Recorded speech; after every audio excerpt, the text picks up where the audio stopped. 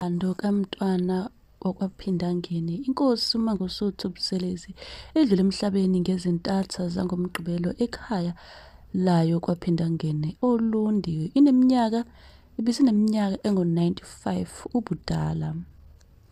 UShenge udlula-ke emhlabeni ebesanda-ke kudedelwa esibhedlela lapha-ke ebelashwa khona. UShenge uzalwe ngo-Agasti 27, 1928 emahlabathini Olundi, KwaZulu-Natal.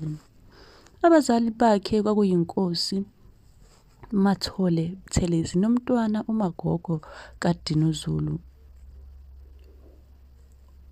nabo asebadlula emhlabeni. UShenge-ke uqale ukufunda eMpumalanga Primary eMahashini kwaNongoma kusukela-ke ngo-1933 kuya-ke ku-1943. Wadlulela-ke e-Adams College eManzamtoti kusukela ngo-1944 kuya-ke ngo-1947. Ufunde e-University of Fort Hare ngo-1948 kuya-ke ku-1950. Ngo-1953 iNkosi uButhelezi yathatha isihlalo sobukhosi esashiywa uyise uShenge. UShenge uke waba-ke umeluleki wababhali befilimu yomlando ngempi yaseSandlwana, kanti-ke walingisa indawo yeSilo uCetshwayo kaMpande kuyona.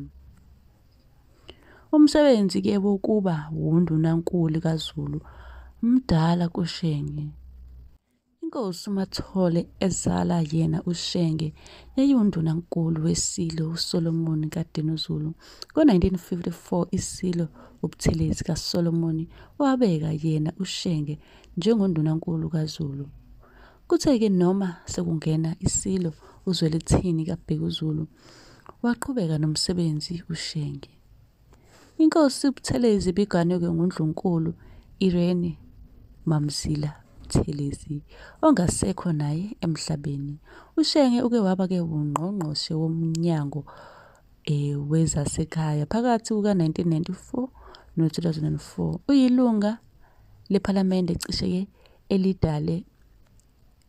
elidala kunabo bonke amalunga lephalamende. Wayeke abambe-ke njengomengameli wezwe uma-ke uDokotela Nelson Mandela engekho eduzane. uButhelezi-ke uke wahola uhulumeni waKwaZulu-Natal kusukela ngo-1975 kwaze-ke kwaba-ke u-1994 ngesikhathi-ke sekungena umbuso wentando yeningi ezweni. uShenge ubethathwa njengoqweqwe lomholi onohlonze, kanti-ke wayekhona nasezingxoxweni zeCODESA lapho-ke kwakuboniswana khona ngokuningi kwasemlandweni-ke waseNingizimu Afrika. uShenge uhole i-IFP kusukela-ke isungulwa kwaze kwaba-ke ngu-2019 lapho-ke okukhethwe khona umholi omusha uMnumzane Velinkosi Hlabisa.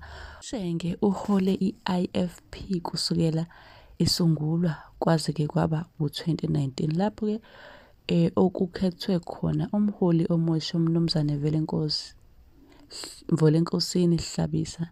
Ngesikhathi-ke ebeka phansi izintambo zokuhola i-IFP, kwanqunywa ukuthi-ke abizwe ngomengameli wokuhlonishwa.